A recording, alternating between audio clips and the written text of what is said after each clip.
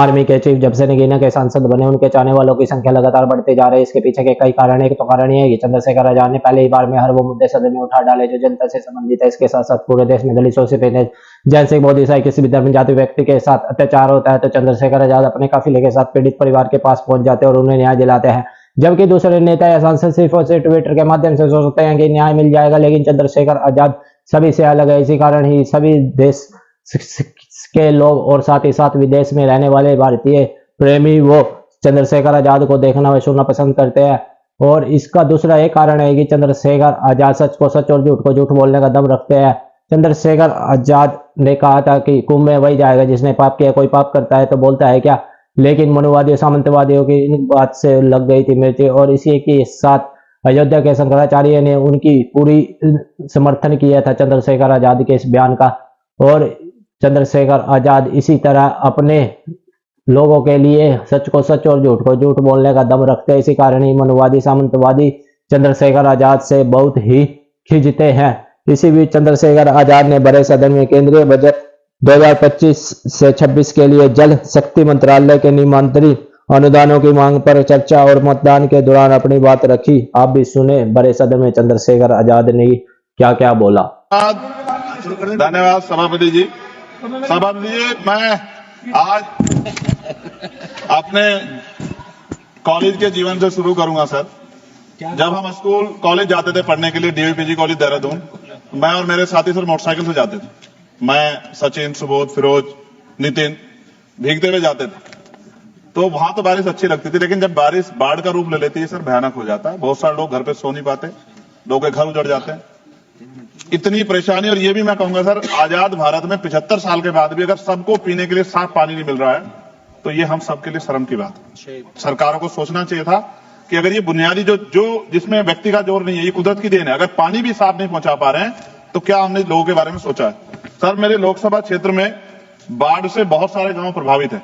हर बार योजना बनती है लेकिन परमानेंट सोल्यूशन नहीं होता। मालन नदी, कोटा वाली नदी, गंगा बाढ़ क्षेत्र, छोया नदी, शाहपुर कुचियान, लाहक कला, रामपुर चाडा, पीतमगढ़, घोषपुर, बोरकी, रानीपुर, हामिदपुर, माखन सादात, बूढ़ावाला, तुकमापुर, भवानीपुर, चमरावाला, जगुआवाला, तोफिक वाला।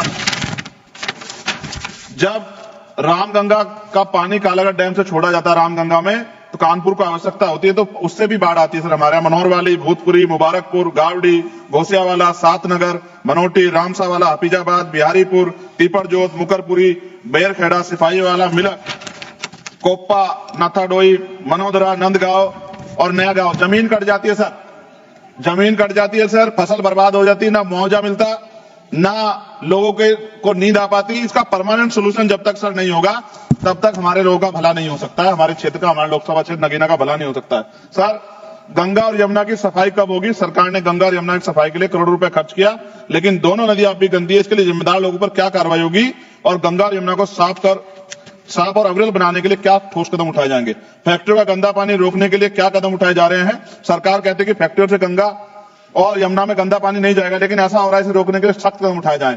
गंदे पानी को साफ करने के लिए प्लांट कब तक बनेंगे? गंगा और यमुना के किनारे कई ट्रीटमेंट प्लांट बनने थे, लेकिन अब तक काम पूरा नहीं हुआ। देरी के लिए जिम्मेदार ठेकेदारों पर सरकार क्या कार्रवाई करेगी? सीवर का पानी यमुना में क्यों मिल रहा है? दिल्ली और आसपास के शहरों में लाखों लीटर गंदा पानी यमुना में बहा जाता है। सरकार से रोकने के लिए कदम उठा रही, क्या कदम उठा रही है? गंगा के जीव जंतुओं की रक्षा कैसे हो? गंगा में पाए जाने वाले डॉल्फिन और अन्य जीव संकट में इनकी सुरक्षा के लिए सरकार ने क्या कदम उठाया और उनका क्या असर हुआ? नमामि गंगे योजना सफल हुई या नहीं? सरकार कहती है कि नमामि गंगे योजना सफल हुई, लेकिन जमीनी सच्चाई कुछ और है। क्या सरकार इसकी जांच स्वतंत्र एजेंसी से कराएगी? यमुना की सफाई के लिए बनी योजनाएं क्यों फेल हो रही है? यमुना एक्शन प्लान और अन्य योजनाओं पर करोड़ों रुपए खर्च हुए, लेकिन कोई खास असर नहीं दिख रहा। क्या सरकार इसकी स्वतंत्र एजेंसी जांच कराएगी?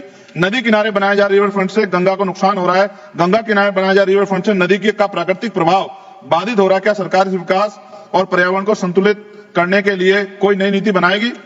गंगा, यमुना और उसकी सहायक नदियों में अवैध रेत खनन, अवैध निर्माण क्यों नहीं रुक रहा, जिससे नदी और पर्यावरण को नुकसान सरकार रोकने के लिए क्या कर रही? बाढ़ से प्रभावित गांवों के लोगों का क्या होगा? गंगा यमुना के किनारे बसे हुए कई परिवार हर साल बाढ़ और कटाव से प्रभावित होते हैं। क्या सरकार इनके लिए पुनर्वास के लिए कोई ठोस योजना बनाएगी? जायसवाल साहब बैठे हैं, बिहार का क्या हाल होता है, 3-3 महीने लोग परेशान होते हैं। गंगा किनारे जैविक खेती क्यों नहीं बढ़ रही? गंगा किनारे जैविक खेती को बढ़ावा देने के लिए बात कही गई थी, लेकिन इसका असर कम दिख रहा है। सरकार इस योजना को सही तरीके से लागू कराने के लिए क्या करेगी?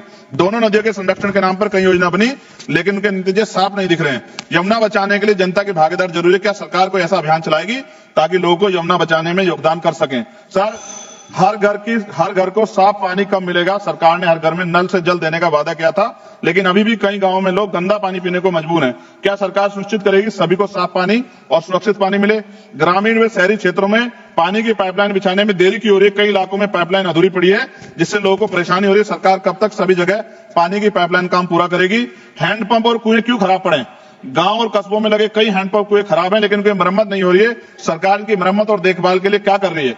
गंदे पानी से बीमारियां क्यों बढ़ रही हैं? कई जगह गंदा पानी पीने से लोग बीमार हो रहे हैं। सरकार गंदे पानी को साफ करने और बीमारियों को रोकने के क्या ठोस कदम उठा रही है? शहरों में गटर का पानी सड़कों पर क्यों बह रहा है? कई शहरों में सीवर लाइनें जाम है और गंदा पानी सड़कों पर बह रहा है। क्या सरकार सीवर व्यवस्था सुधारने के लिए कोई ठोस कदम उठाएगी, योजना बनाएगी? खत्म कर रहा हूं सर, आखिरी में। सर, पीने का पानी जो सर नलके में खराब हो गया है, उससे बीमारियां हो रही है, बड़ी गंभीर बीमारियां, लेकिन सरकार का ध्यान इस तरफ नहीं है। पानी की बर्बादी रोकने के लिए क्या किया जा रहा है? कई जगह पाइपलाइन लीक हो रही है और हजारों लीटर पानी बर्बाद हो रहा है। क्या सरकार इस बर्बादी को रोकने के लिए कोई योजना बना रही है? गिरते भूजल स्तर को बढ़ाने के लिए क्या सरकार कोई संरक्षण नीति ला रही है? पानी और स्वच्छता की योजनाओं में पारदर्शिता कब आएगी? सरकार ने कई योजना शुरू की थी, लेकिन उसके नतीजे स्पष्ट नहीं दिख रहे। क्या सरकार योजनाओं की पारदर्शिता और निगरानी सुनिश्चित करेगी? और अंत में सर पाइपलाइन से आप कह रहे हैं कि पानी आएगा, कैनाल बंद कर रहे हैं सर, भूजल का जो स्तर है वो गिर जाएगा सर, और फिर बजट भी कम कर रहे हैं। अंत में खत्म करते हुए सर, काशी जो प्रधानमंत्री जी का लोकसभा क्षेत्र है, मैंने अखबार कटिंग पढ़ी, अखबार में लिखा है मेहमानों को पानी पूछने में शर्म आती है। ये हालात प्रधानमंत्री के क्षेत्र में, उत्तर प्रदेश के मुख्यमंत्री गोरखपुर से डूब जाता है पूरा। सर धन्यवाद। सर 1 मिनट 30 सेकंड दे दीजिए सर 30 सेकंड खत्म कर रहा हूं। सर मैं ये कहना चाहता हूं, उत्तर प्रदेश में नेपाल का पानी आता है, लखीमपुर खीरी, पीलीभीत, ये पूरा एरिया डूबता है सर। इस समस्या से निजात दिलाने के लिए परमानेंट सोल्यूशन हो जाए। इसके नाम पे पैसों का हेर फेर करके काम नहीं चलेगा। बहुत बहुत धन्यवाद सर, आपने मुझे मौका दिया।